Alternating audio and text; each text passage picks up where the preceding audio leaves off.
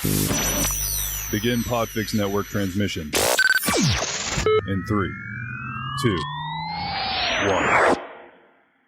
What is up, plant people? Today is Tuesday, April 6, 2021, and we're back with another episode of the Planthropology Podcast, the show where we dive into the lives, careers, and general awesomeness of some really wonderful, really cool plant people. I'm Vikram Baliga, your humble guide, and I'm thrilled, as always, to be with you today. And it's the right day. Isn't that weird? I've had so many episodes over the past couple of months that we're not even close to on the right day, but we persevere, we soldier on, and we make it happen. So I'm so excited today, so much that I can't even speak like a normal human about today's episode. This was one that I've been wanting to do for a long time. Spoilers, I'm a nerd. I don't know if I'm a nerd, y'all. I hope that didn't ruin this show for anyone. But I love the weather. I think it's so fascinating. And growing up here where I did on the high plains of Texas in Lubbock, America, we were actually rated as the place with the strangest and most extreme weather in the United States. And that includes Alaska. We beat Alaska for the wildest weather. So claims to fame, right? And I love thunderstorms. I love lightning storms. I love hail. I'm one of these idiots that when it hails, I'll go stand on the front porch and be like, hey, look at the hail. It's big. That's the size of a spiky tennis ball. If that hits me, I'm definitely going to die. I'm that guy who hangs out outside and I guess tries not to die. So I was thrilled when Justin Weaver, who is the meteorologist in charge with the National Weather Service here in Lubbock, Texas, home of the wildest weather, agreed to come on and talk to me. Justin and I have worked together in a couple of different capacities over the years. Their office is actually in the same building where my wife works, and Justin's just a wonderful, well-spoken, really just intelligent guy, and he's funny, he's personable, he's the quintessential podcast guest, and as you'll hear, he is one of the very most well-respected, well-regarded, and well-liked instructors at Texas Tech University. So this was a great interview. We talked about everything from storm chasing to predicting the future and what it's like to teach in 2020 and 2021. So really interesting, and I think you're going to love this episode. So after I tell you to go follow Planthropology, hit the subscribe button if you haven't, check us out on social media, all the places. I'm going to stop talking and I'm going to let you start listening to Justin. So strap in, grab an umbrella, and let's listen to episode 46 of the Planthropology Podcast with a meteorologist in charge, Justin Weaver.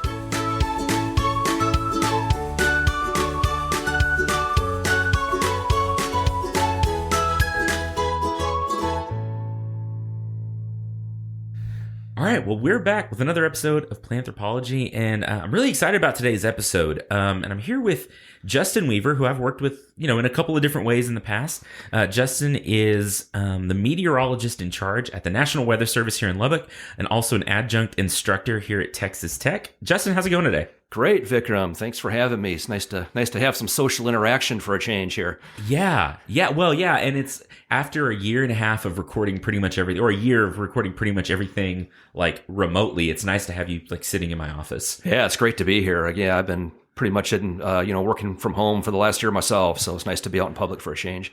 And you're all vaccinated, right? I am, yes, sir. How did that go? Was it any problems? I think pretty typical from what a lot of people have experienced. First shot, not too bad. Second shot felt pretty bad after that for about 24 hours or so, but by the second day, everything was great. So, that's awesome. Yeah, it's nice to have. I'm looking forward to having that under my belt one of these days. Yeah. Hopefully sooner than later. So, I have like a lot of things in my brain that I want to talk about, but like we always start off, I just like introduce yourself a little bit more. Tell us about your background and like what you studied, where you're from, and how you kind of got to where you are today.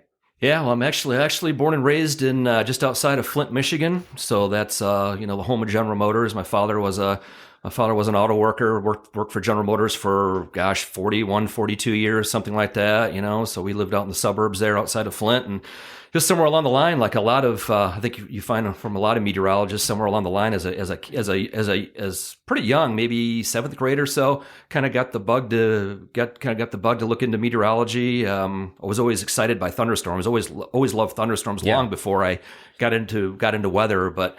I think my father bought me like a weather forecasting, like one of those Skillcraft, like the old chemistry. Remember those? Yeah. So they had one for weather, and I think he bought me one of those one year for Christmas or something, and I set that up. And turns out in those latitudes, we're up in the latitudes where Michigan's located, you can take a homemade barometer and kind of observe the wind direction and how it changes and how the barometer changes, and can actually make a fairly accurate weather forecast based on that. So that's cool. Yeah, as a kid, I just thought that was really cool, being able to predict the future like that. So that's kind of how I got interested in weather, and pretty difficult, back in those days, this is back in the 70s, right? There's no internet. Right. So, to get information on the weather was pretty difficult. So I had to scour libraries and the school library and the local libraries, and there weren't really that many books on the weather. So back in those days, it was difficult to learn as much about a subject as you wanted to, whereas, anybody interested in something like that today has the whole internet at their disposal, right? So it's, I'd never, I would have been crazy. I'd have been crazy if I would have had all that information to me when I was available to me as a kid. Well, what's interesting about that, that's a really good comment, that there's I grew up with the internet, so to speak. I was born in the late 80s. And so, as I was turning into a human, whatever. In the 90s, the internet was becoming a thing, but it was not like it was today, right? Like I still have like that dial-up tone. Oh yeah, and the AOL welcome still burned into my brain somewhere. Right. Yeah. And so like today, there's so much of information available, but I think people like. I have always thought that like with all the access to technology and information, we kind of use it wrong sometimes, right? We go and we try to find little snippets of information. But there was something to be said about like, I have to read an entire book to get the information I want. And you pick up a whole bunch of other things along the way. I think it's an interesting, like, it is nice that I can access like all of human knowledge on my cell phone. Right. But sometimes like I feel like, I just want this one little snippet instead of learning everything. I don't know. That's just kind of a weird side. Yeah, maybe might not learn a subject as much as you would normally, right? If you had to really dig into it. So I don't know. I don't know. I think there's always a give and take with some of these things, but man, I think in a lot of kids or a lot of people are super interested in the weather. Like it's just absolutely such a fascinating. Like it's one of the most fascinating things that we have zero control over, right? It's one. Yeah, if you think about it, it's one of the few things left in the world that we don't have control over, right? I guess coronavirus would be another one, although we're getting control over that right now with the vaccinations, I guess. But yeah, weather's one of those things that, you can heat and cool your home and business and all that, but you really, you just have to deal with it. It's not something that we can't control. It's one of the few things we can't control in our lives. Yeah, that's kind of crazy to think about, that we have kind of in some ways exerted some control, intentional control over a lot of other things, and the weather's just the weather. Yeah, obviously it's been tried, right? We've tried to control the weather in the past, but we found that we just can't at this point anyway. It's just beyond the technology to do so. It's fascinating. So where did you go to school? What did you study going through school? I was always a pretty smart kid, thank goodness. I always did well in school, and in high school, of course. So I was in high school in the early '80s, and no one in my family other than a cousin had ever gone to college. Oh, wow. And I knew that, if I wanted to be a meteorologist, I had to go to college. And thankfully, I had parents who weren't college educated themselves, but I had parents who really encouraged my, my academics and encouraged me to do well, and always told me that, if I have the grades and the credentials to get into school, that they would support me financially, which they did. So I was very, very fortunate in that aspect.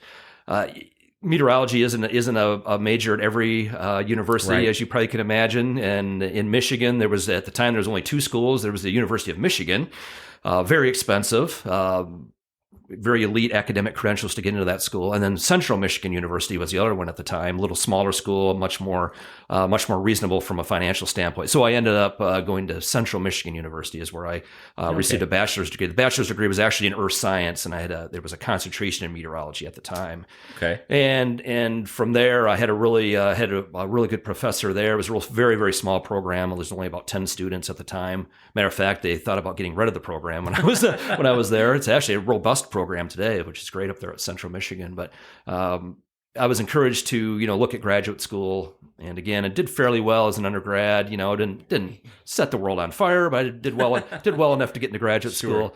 And I wanted to go where the exciting weather was. Like I said, I was all into thunderstorms. I was all into tornadoes. I think, most operational meteorologists that forecast the weather really are into the extreme weather. Right. Obviously, I think that's pretty obvious. We don't like bad things to happen to people's property and people in general, obviously, but we like the extreme weather. So back at that point, this is the early and now mid 80s, storm chasing, tornado chasing was from a research perspective. This is long before it ever became a recreational sport for some people.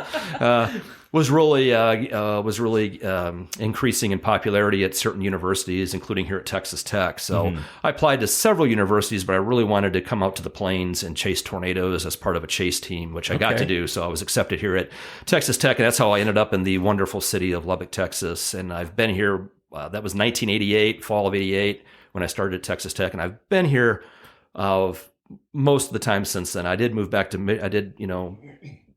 Michigan for a short period back in the late 90s, early 2000s, and worked at the Weather Service there in Detroit for a while. Okay. Wow. Yeah. So, it's funny because this podcast kind of goes out all over the world. And, lots of U.S. listeners, but it kind of goes out everywhere. And I think I talk about like Lubbock, Texas a lot, and we have the weirdest weather. It feels weird. I don't know. I've lived here my whole life, and I'm always just like, I tell people you get used to it, but I'm not sure I have yet.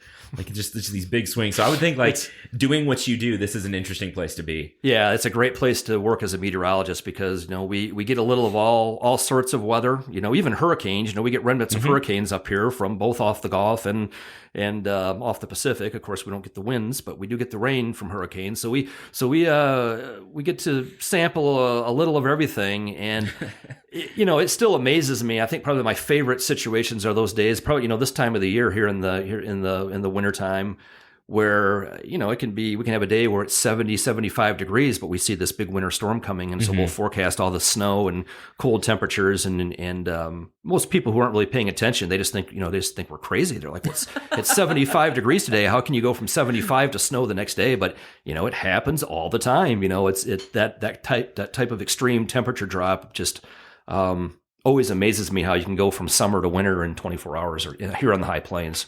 It's very interesting. Sure. Yeah. Well, for sure. And we kind of just dealt with that last week. So if you're listening to this, again, I have no idea when you're listening, but it's late February 2021.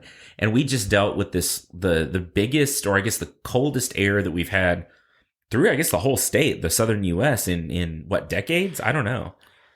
Yeah, it was extremely cold, obviously, right? And I think you got to go back to 1983 to find a outbreak of cold air that was more severe than what we just went through.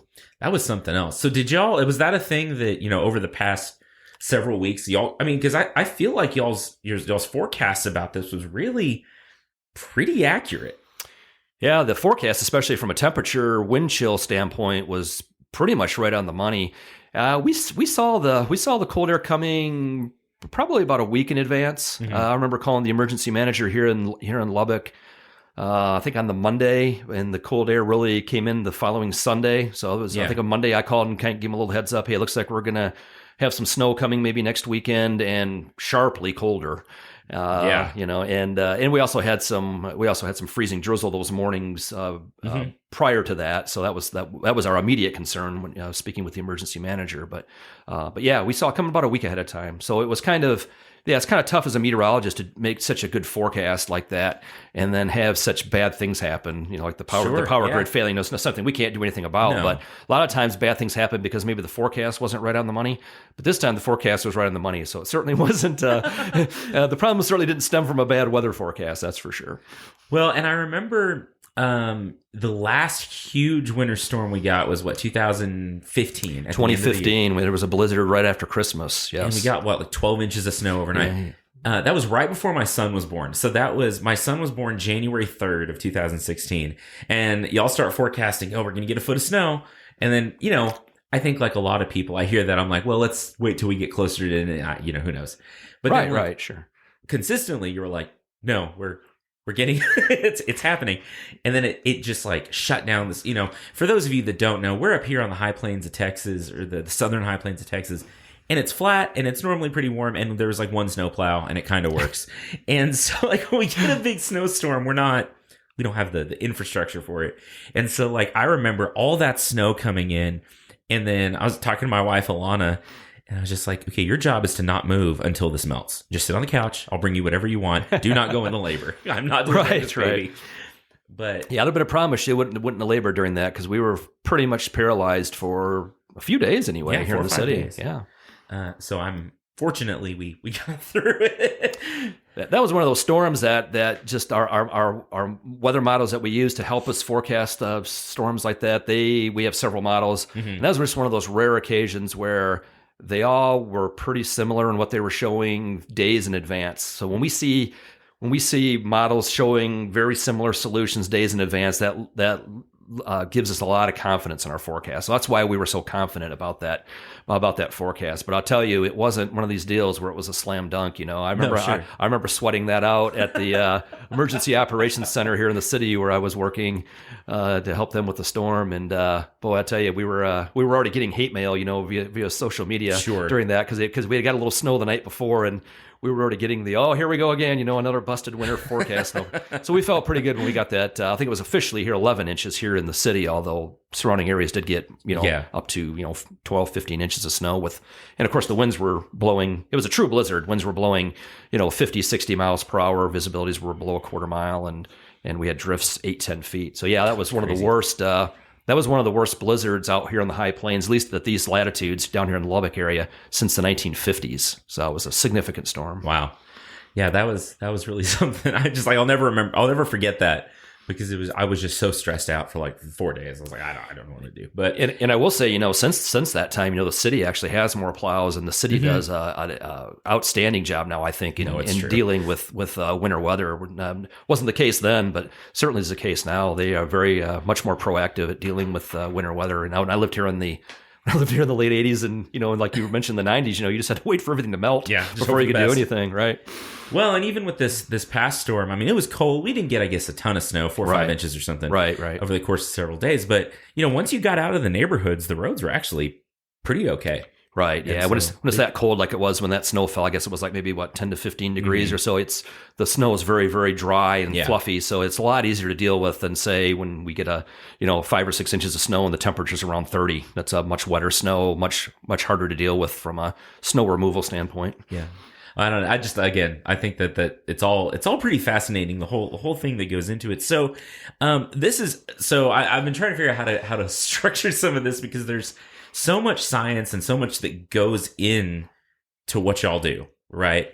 But can you take me through a little bit of, so you're, meteorologist in charge at the Weather Service. What does that entail? Like, what is your job? Like, I feel like that's a big title. Well, yeah, it's not very exciting, actually. It's much more exciting being a forecaster and being a warning forecaster. The operational meteorologist that we have. We have a staff at the Weather Service here in Lubbock of about 20 to 25 employees. It varies throughout the year. And there's about 125, 130 offices, just like the office here in Lubbock, all around the United States. And so we kind of have the United States divvied up. Every office is responsible for a certain chunk of real estate in the United States. So my job is just to oversee the entire operation, from an administrative standpoint, scheduling, making sure that we're taking care of our partners and our users' needs, making sure we're using the latest scientific methodologies, just anything you can think of that has to do with running an office. The boring part of running an office. The few times that they let me actually forecast the weather anymore, I still really enjoy it, because that's what I got into. Yeah. That's what I got into weather for. That's why I joined the National Weather Service. But yeah, that's what I do. But the operation as a whole, we always have at least 2 meteorologists working 24/7. I mean, we were one of the original 24/7 operations. The Weather Service goes way back into the late 1800s. Yeah. So we've been doing 24/7 operations around the clock, holidays, doesn't matter, whatever's going on. We always have 2 meteorologists on duty. Well, I mean, I guess you would have to, right? Because things can change quickly. That's right. Yeah. How has all the shutdowns and COVID and all that, has that affected y'all a lot in terms of what you were just talking about?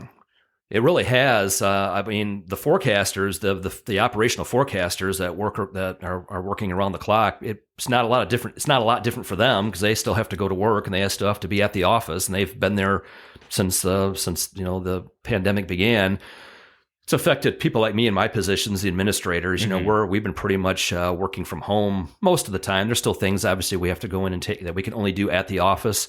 But day in and day out, it's just the two meteorologists there around the clock working. So it's crazy working. I've been working for the federal government for 30 years. If you told me that I would ever work at home from home, I would tell you you're crazy. I mean, even when the pandemic started, I wasn't sure it was going to happen. But finally, the federal government as a whole just gave up and said, "Hey, look, we're just going to have to figure this out." And we didn't really have much guidance. We just kind of just took home what we needed. Yeah, they trusted the managers to take care of things, and Weather Service as a whole, we really haven't missed a beat, and that's really a testament to these forecasters, these meteorologists that are coming in every day like they always have, 24/7 to get the job done. Weather Service hasn't missed a beat in the pandemic. Well, and I guess you can't, right? Like that, it's an integral part of the way our society functions. Absolutely, is knowing what the weather's going to do. Right? Yeah. If you don't have weather forecasts, you can't fly.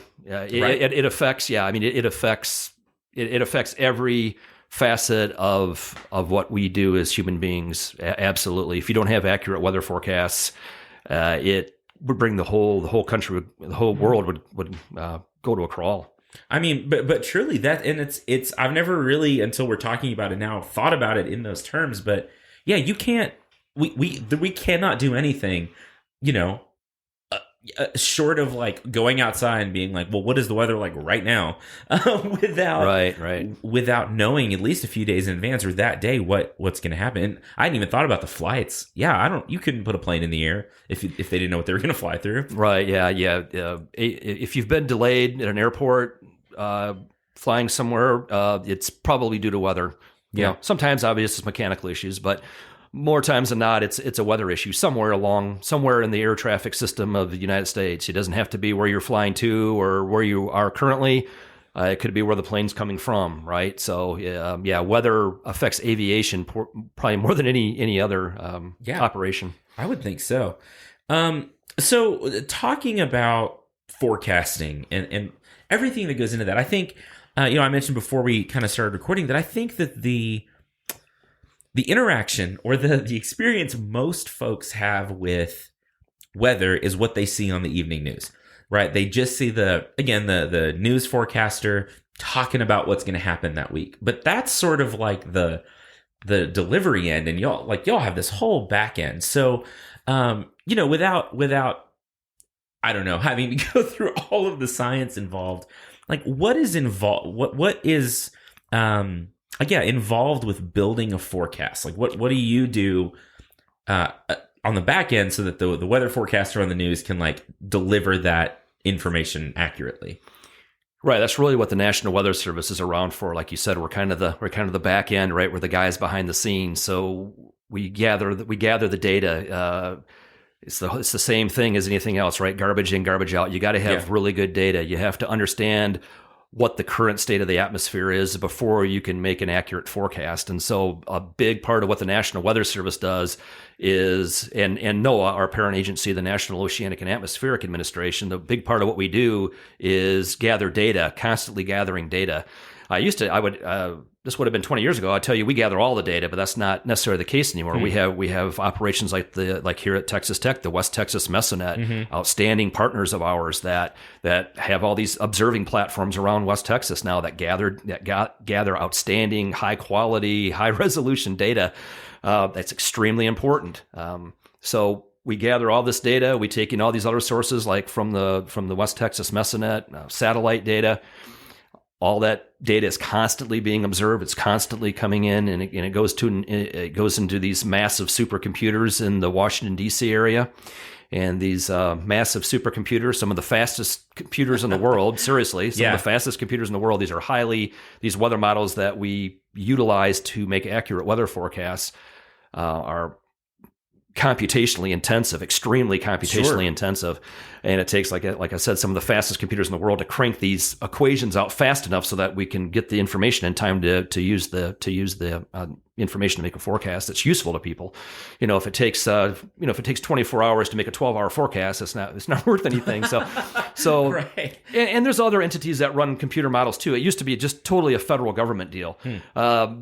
But so we run these weather models based on this observation data, and then our forecasters, our meteorologists, and the folks in media and the folks in the private weather forecasting firms. There's lots of meteorologists, but we all pretty much use these same weather models. There's weather models that we use looking at more extended periods of time, like when I told you, we were looking at that cold weather outbreak. We saw that coming about a week ahead of time. Well, we use specific models for weather kind of on down the road, out 4, 5, 6, 7, 10 days.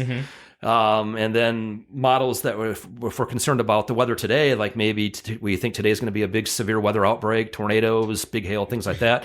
We use these high resolution models that they don't go out as far. They only go out 24 hours or maybe 12 hours. Okay. But those run more often. We have one version of a high resolution model we utilize, especially for real short term weather. It runs every hour, so it cranks out a 12-hour forecast every hour.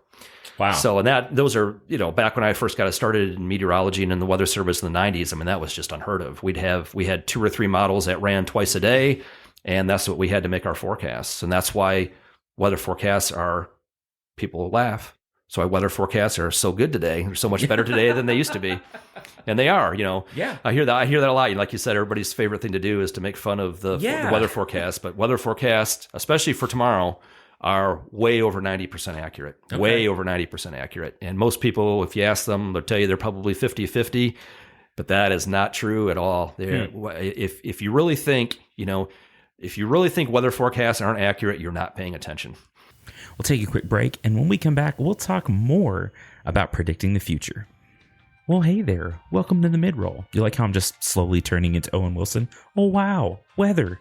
Anyway, sorry. I'm really not sorry. Hey, welcome to the mid-roll. This is where I tell you about stuff and let you listen to a trailer. So the stuff I'm going to tell you about is all the social media that you should be following for Planthropology. I am on the Instagram, the Twitter machine, the Face Space. Look for Planthropology. Look for the lovely bristlecone pine, designed and drawn by Dr. Beth Nichols, one of our very favorite guests here on the show, and very favorite plant people anywhere on the planet. And you should go follow us. It's fun. We talk about plant stuff. I post lots of nonsense, so you can listen to my nonsense here, and then you can look at my nonsense on social media.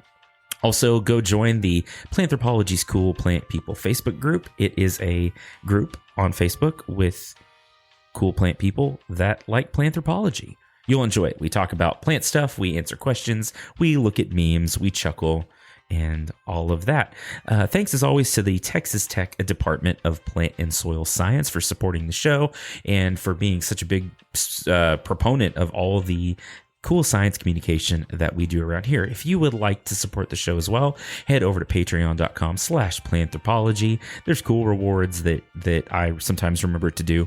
And if you just want to be a part of some great plant science education, that is a thing that you can do, but no pressure, right? It doesn't matter to me. I'm going to keep doing it either way. So in just a second, you're going to hear a trailer for the Podcast Discovery Show, which if you remember when we talked about algae, Kirk and Zach from the Podcast Discovery Show are great guests. They're great hosts. And if you are looking for your next favorite podcast, go check out the Podcast Discovery Show and you'll get some great ideas and some great options. So listen to that and then get ready for more talking about the weather. So here's a trailer in 5, 4, 3, 2, 1. Hi, we're the Podcast Discovery Show. We're a podcast that's about other podcasts where every single week we have a book club style discussion about a podcast we recommended the week before. And then we recommend a new show at the end of that episode. And it's a fun, just great way to discover new podcasts. And also on our feed, we have a show called Discovery Weekly, where we talk about everything else we've discovered throughout the week. It can be art, history, science, food. We don't care. If we discovered it, we want to talk about it. We are live streaming on Twitch. We're on YouTube, and you can find us anywhere you find your podcasts. And remember, there's always more to discover. I think when someone sees like there's a 50% chance of rain, or whatever, right? Right. They think if there's a 50% chance of rain, it's going to rain at my house in this amount. But that's not really exactly how it works, right? It's sort of more regional, or the resolution's not maybe that close. Well, yeah, I mean, yeah, there's lots of confusion over what probability precipitation really means. So what it's supposed to mean, what we try to do is that we take the chance that we think precipitation is going to develop. Yeah. So there's a certain percentage there, right? It's from 0 to 100. 0, we don't think we're sure there's not going to be any like today, or 100%. We are positive there's going to be precipitation, and then we multiply that by the coverage of how much coverage we think there's going to be across, like you said, a given geographic area. So take Lubbock County, for instance. So if we think there's a 50-50 chance that we're even going to see precipitation, but if it does develop, we know there are going to be showers and thunderstorms. You're probably going to cover about 50% of the area. Well, that would be, it'd be 0.5 times 0.5, which is 0.25. Okay. So 25% chance at any given location. So that's where we get that number from. That's what that number means. So really what it's supposed to mean is that if they're well calibrated, if the probability of precipitation, otherwise known as a pop, if the pops are well calibrated, then if we forecast a 40% chance of rain at your house 10 times, it should rain 4 out of 10 times. Gotcha. That's what it means. Okay. And so pretty interesting. Yeah. So, but the pops have to be well calibrated. You can't play games with it saying, well, it's really an 80% chance, but I don't want to get anybody's hopes up, so I'm going to make it a 60% chance. Right. And that starts really confusing the situation. So you got to make sure that, and it's tough, right? Because we're humans, but right. It's tough to leave those biases out of. I really want it to rain. It hasn't rained in 3 months, so I really want it to rain. So I'm gonna increase the probability of precipitation. It's really hard as a scientist not to do that, but sure. But you have to do that. You have to go with what the numbers say and what your experience tells you as well.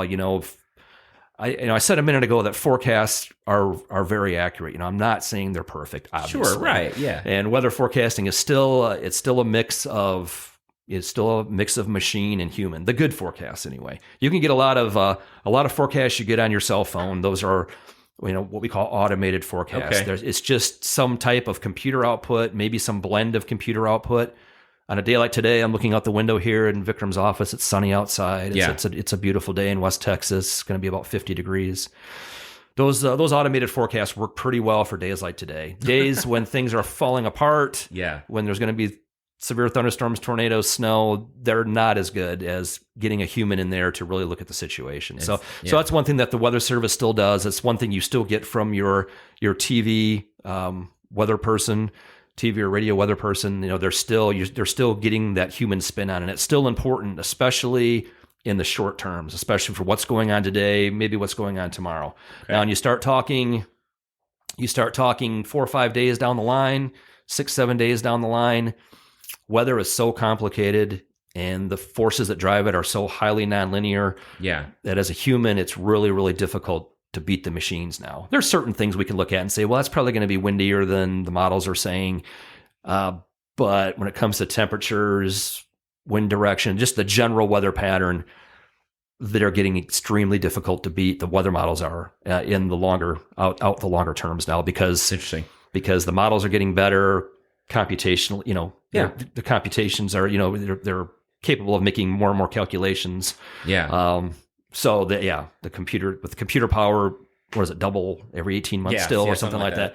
They're just getting very difficult to beat. So we've gone to more using these model blends for maybe days 4, 5, 6, 7, where we kind of look at blends of models. That works pretty well. Now, blends do tend to miss these big extreme events, right? Like we just had that big cold outbreak. So but that's something we can do as humans. We can see that coming and say, well, the models are probably going to be a little too warm in this situation. Looks like a really, really strong Arctic outbreak. So we'll go in there as a human meteorologist and maybe, tweak those temperatures down a little bit because we think it's going to be a little bit colder than what the models are showing. Okay.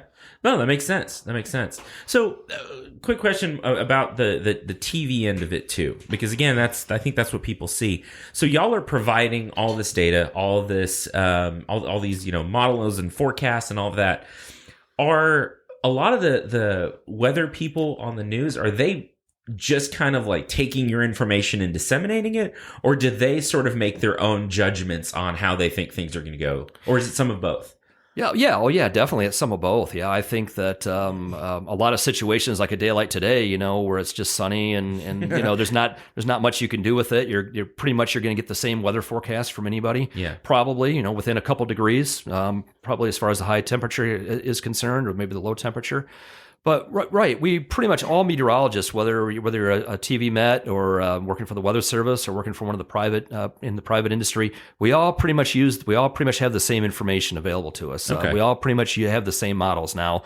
One may like one model over the other, and me as a meteorologist, I may prefer another model for a given situation. That's kind of where the differences come in. So, okay. And a lot of that is, again, a lot of that's based on experience. We have some forecasters here at the Weather Service in Lubbock have been forecasting out here in West Texas for, like me, they've been out here for 30 years. Yeah. So, they have a pretty good intuition about them. They know what models work best in which situations. And so that's kind of how it works. There are some private models that, some TV weather folks probably have access to, and Dr.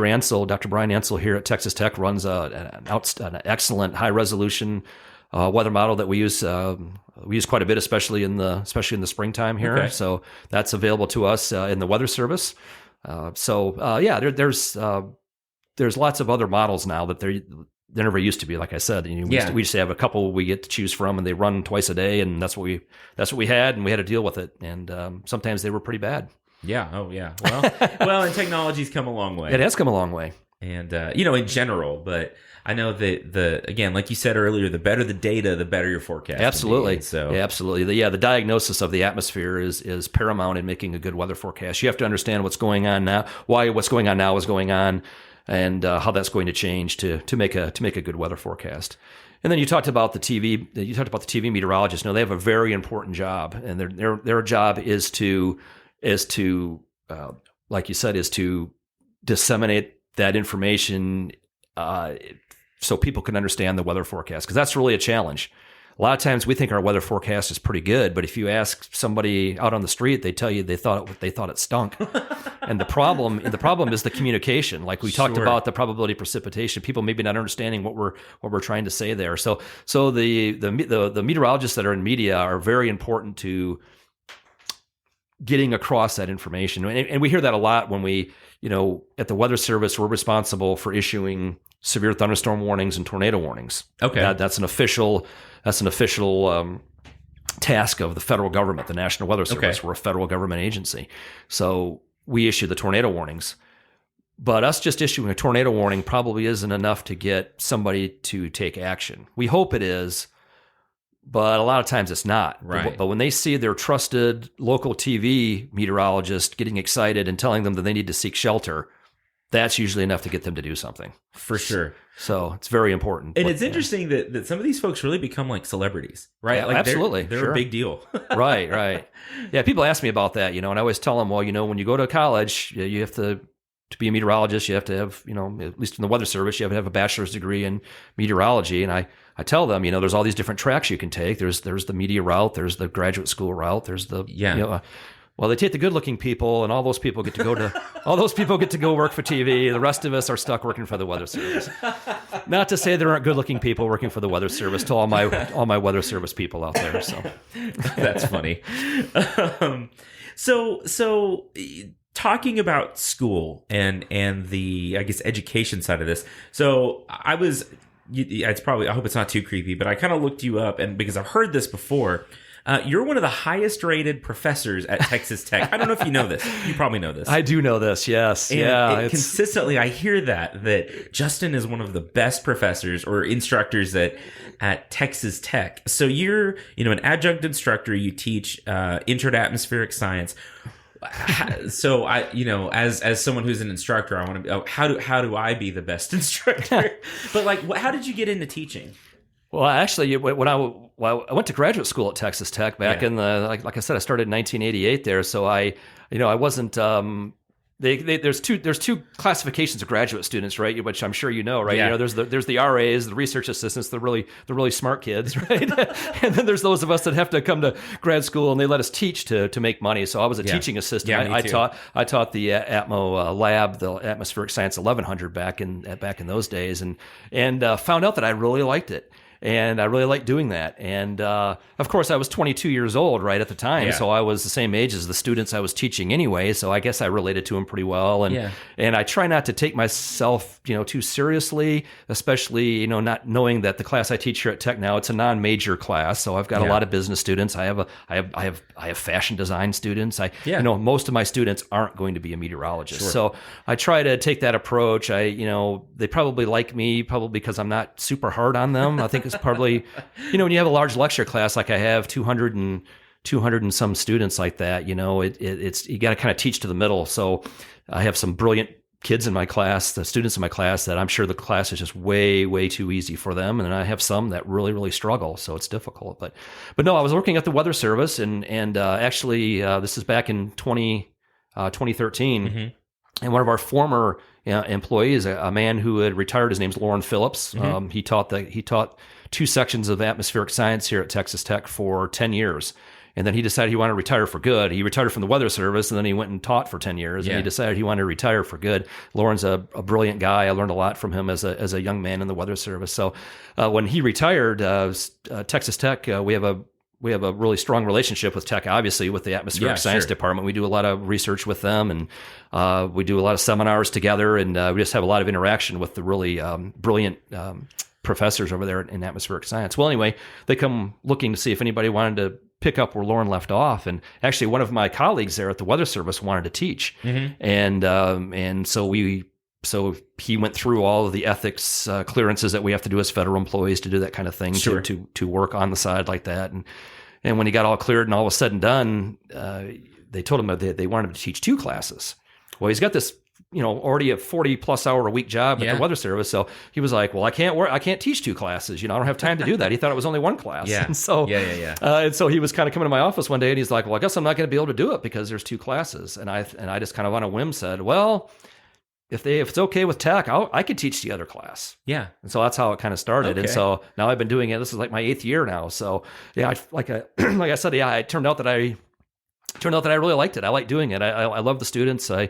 And I don't have the pressures. I think being an adjunct instructor, I don't have the research pressures. I don't have the publishing pressures, and I can just go in there and teach. And it's and I think they enjoy a perspective from somebody who actually does it. Not that that's not that that there's anything wrong with that, but I think I apparently have a lot of stories and I tell a lot of situations. I think they enjoy, learning from somebody who actually does it, for a living. So I think that's part of it. Well, that's awesome. Well, and, you're a great communicator and a great storyteller for sure. And I think that, I'm in some ways in a similar position where I don't do a lot of research. I do a little, or I help with research, but I'm an instructor and, greenhouse guy. So it's kind of fun just getting to go in and not have to worry about, oh my gosh, I've got to finish a paper today and get it out and all that stuff. Right. And our professors, they have all these graduate students that are, that they want to spend a lot of time with, justifiably so, and so it's just easier for me to. I think it's just easier for me to go in there and kind of relax and kind of be more laid back, and actually have the time. I try to stay on top of my email and things like that. So and I also have children that are. they're getting older now, but I actually have children that are, of that age. So I still think I can still relate to that age group a little bit. Sure. Still. My youngest is a junior at Tech right now. So once he graduates and moves on, I don't know how much longer I'll relate as well to the students as maybe as I still do. But I think that's part of it. But no, it's kind of it's kind of neat that they like me so much. That's awesome. I appreciate that. I mean, awesome. you teach. I think Vikram, when I tell my students this, when you're talking to them in class, getting feedback from them, Yes. visually is difficult, Yes. especially when they have masks on. Like, Oh my goodness, has been the case lately, to not see their expression. So I was my first semester I taught. I went into that thinking I have a pretty good idea of how to do this and how to relate to the students and how to do a good job with this class. And by the end of that semester, I think I told my colleague who was teaching, the other section, I thought, maybe times have just changed so much that they just don't, this just isn't working, And then I got my evaluations and they were pretty good. So I thought, gosh, you wouldn't ever know it. Yeah. You wouldn't ever know it in real time. That's for sure. That is the truth. Like I can see them sleeping still. Yes. I can still, even with a mask, you can see if a student's asleep. Right. For the most part. Right. But which there were, like I told you, I teach in this 1,000-seat theater this semester. Yes. And like I can barely see the kids in the back. Except when they're like slumped over in their chair. Like, oh, that guy's asleep. Try not to get offended by that. I know the first time somebody slept through one of my lectures, I was probably a little hurt about it. But now I'm just glad they're there. Yeah, you just get used to it. Yeah, it's kind of funny actually. Yeah. But no, I love the teaching aspect of my job. It's been as a separate deal from what I do at the Weather Service. It's totally different. It's the Texas Tech is a place I can come to. I'm not in charge. I don't have to make any decisions. Yeah. No one's coming to me, for it. Not that I don't, like that at the Weather Service. That's what I do. And I like that too, but it's just a nice distraction for me. Three days a week, I get to make the short drive here to Tech and be surrounded by a bunch of young people, which I think is just fantastic. I love the students. That's why I do it. Seriously, I think a lot of professors say, tech teaching or college is a great gig, right? If it's not for the students, right? You hear that joke, you hear that joke, right? But I love the students. I love getting to know them. I wish I could get to know more of them. Yeah. It gives me hope for the future. Yeah. But it is hard in a big class to I like how you said it earlier, you kind of teach to the middle and you've got the students that are there because they just needed a class. They needed the hours. It's most of them. Yeah. Most of them. Ours too, yeah. Honestly. We have a few closet meteorologists that come out, during the semester, but by the far majority of them, they're all just there because they have to have a science. So well, and that's like us. I teach intro horticulture. It's another general science course, and we get, it's a big class. We get 3 sections and 300-ish students a semester. And most of them are not, like 90% of them are non-majors, probably more than 90%. Right. But it is fun, and I'm sure you found this too. Like it's almost like an extra win when you get like this person that is totally they're just in the class because they need the credit, who by the end of the semester are interested, like whether they go into it or not. Like I don't care if my students, I care, but like I don't need my students to go like be horticulturists. I don't need them to go do that. Right. I just want them to care a little bit about the subject matter, just a little bit. Yeah, you sure don't want to turn them off. I mean, I think that's the I usually get a couple emails at the end of every semester from somebody saying, "Hey, this class was a lot more interesting than I thought it was going to be," or a lot of the evaluations are, "Boy, you took a really boring subject and made it interesting." I didn't hate coming to class. I think those are That's a win. I think those are wins, right? Yeah, I think so. And I hear a lot of people tell me that they have a lot greater respect for the weather and a lot more interested in the weather now since they had my class. So if I can, pretty cool. So if I can accomplish that, that's great. And of course, if it was a class full of majors, I'd be much harder on them. If they were all going to go off and be meteorologists. That makes sense. Yeah, for sure.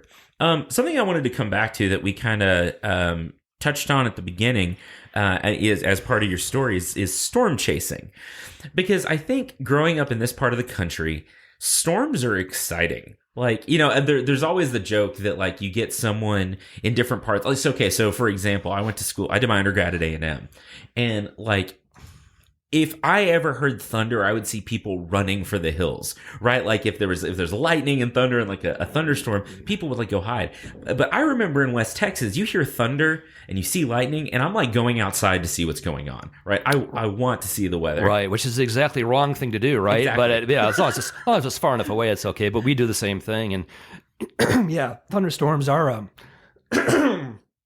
Excuse me. No, yeah. you're fine. Yeah, thunderstorms are exciting. Like I said, I was totally into thunderstorms long before I wanted to be a meteorologist. I used to go to my front porch in Michigan and watch the storms roll in, which turns out it's not safe, but No. I used to do that. So, yeah, storm chasing is something that kind of grew out of the need to understand the mechanisms that cause tornadoes. Tornadoes used to kill a lot more people on average every year back before there was a watch warning system like we have today.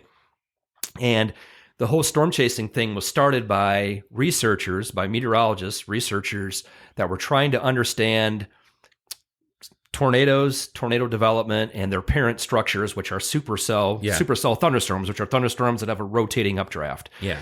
So that's how storm chasing started. I think the first storm chase was probably, probably in the late 50s, maybe. And it gained more traction in the 60s. I think it was actually funded maybe for the first time.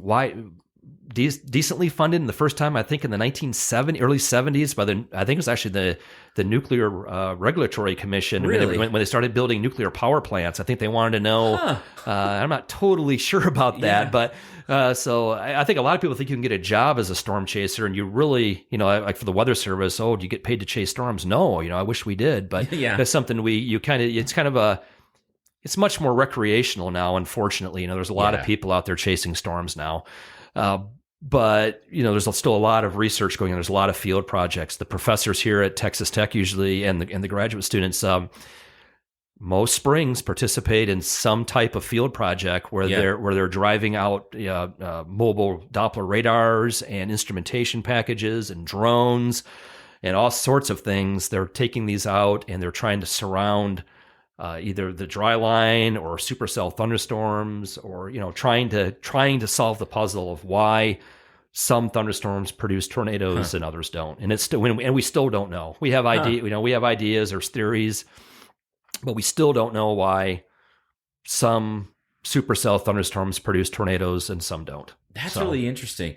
Because it's sort of a, knock on wood, we haven't had, at least in the Lubbock here, and there's that big one in the 70s, and but it's part of life. Like tornado warnings, severe thunderstorm warnings in the spring here. So coming up in the next month or two, like they'll start popping up and we see them, and it's just something that you kind of learn to live with around here. But I can totally see that before, like we were able to collect this high resolution, like pinpointed data. Like, there's people out there building like tanks now that they can go. Right. Yeah, some of the chasers have these tanks that they're these armored vehicles. They take these trucks and they reinforce them and they actually drive into tornadoes. Usually they're weaker tornadoes, I think. I would hope. Right. But yeah, there's been we've learned a lot about tornadoes. We've learned a lot about supercell thunderstorms through field observations. So one day that puzzle will probably be solved, but right now, we know the ingredients we know the ingredients that produce supercell thunderstorms. Mm-hmm. We know the conditions where tornadoes and even violent tornadoes tend to form under. Thankfully, those conditions are rare. They don't come together that often. Sure. But we still can't look at a thunderstorm that develops and say this one's going to produce a tornado with much more than maybe sometimes we can get maybe, we see a storm developing on radar in the right environment, and we might be able to get you, maybe a 30-minute warning. Sure. Maybe a 45-minute warning. On average, our tornado warnings are about 13 minutes or so. We get about 13 minutes lead time on tornadoes. Well, and most people around here have a preparedness plan. Just like in other parts of the country, it's like, you have your fire plan or whatever for your family. Like, I think a lot of, maybe not as many as should. I think we should all have one, but like, right. I know my family, we don't have a basement in my house, but we're like, okay, here's an interior closet, an interior wall. We have these supplies, all of that. Yeah, it's interesting. If you have a plan, if you know what to do when a tornado's approaching, which is, as you just mentioned, if you have a basement, get below ground, obviously, that's the safest place. Interior rooms, bathrooms, no windows. Stay away. You want interior rooms, small rooms where you can't get a lot of debris blowing around, like closets. Uh-huh. Bathrooms are always really good locations if they don't have windows, because the plumbing tends to reinforce that a little bit. Sure. If you can seek shelter, protect your head, Stay inside. Your chances of surviving even the most violent tornado are very, very high, like upwards of 95%. Yeah. Yeah. Oh, wow. Yeah. It's very, very high if you do the right things. Yeah. If you can just get into shelter, cover up, protect your head, Yeah. you'll probably be okay.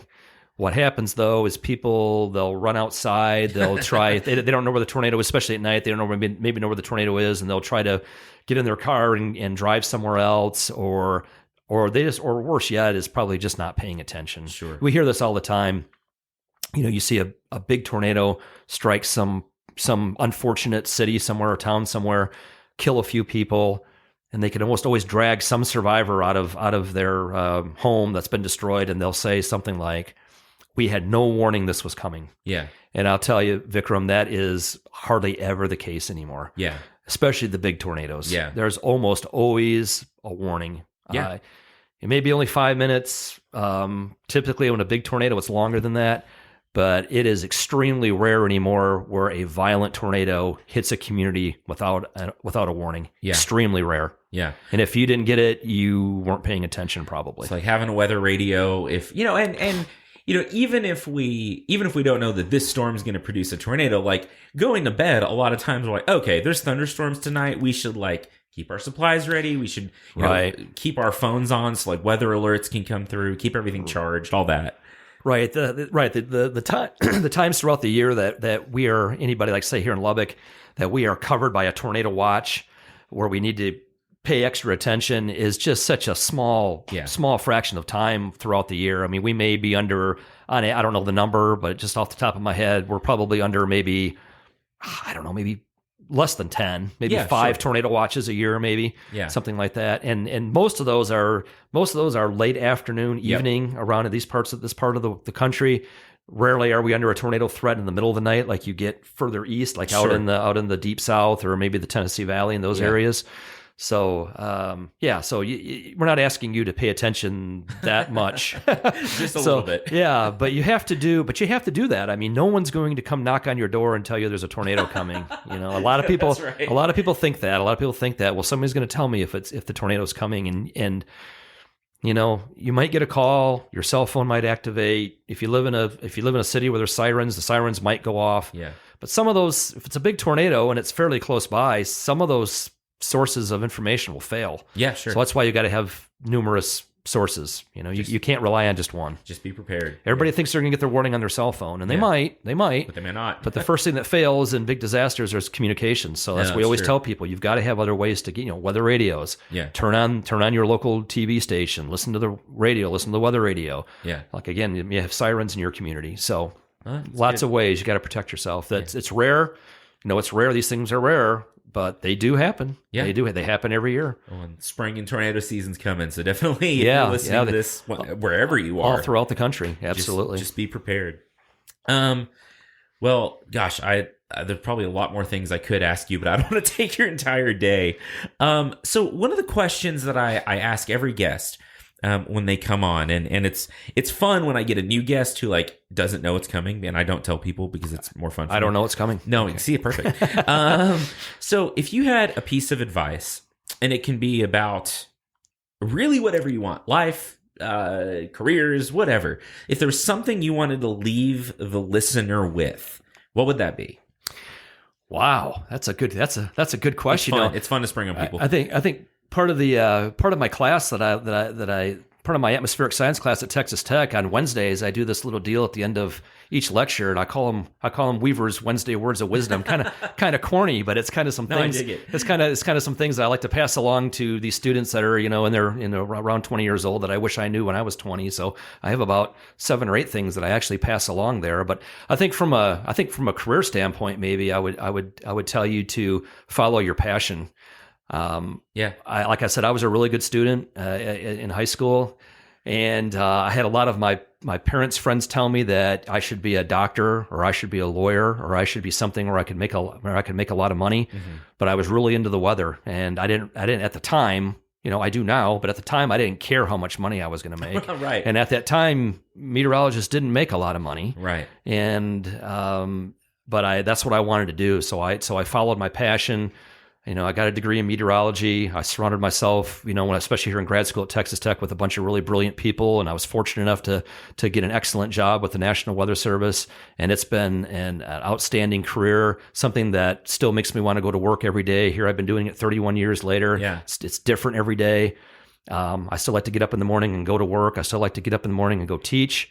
And if you can get paid to do that, that's a really good thing. Yeah. A lot of people don't really like their jobs, right? They do it because they can make money doing it. And it's something that maybe they fell into. Mine was a passion of mine, like a lot of meteorologists. You see that a lot. So that'd be my advice. Follow your passion. Don't worry about the money.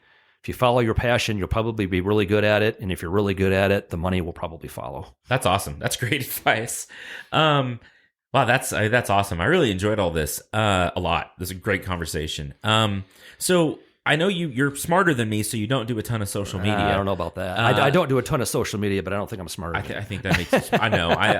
As much social media as I do, the people that are like not on it, I'm always like, see, I should be like you, because it's a whole thing.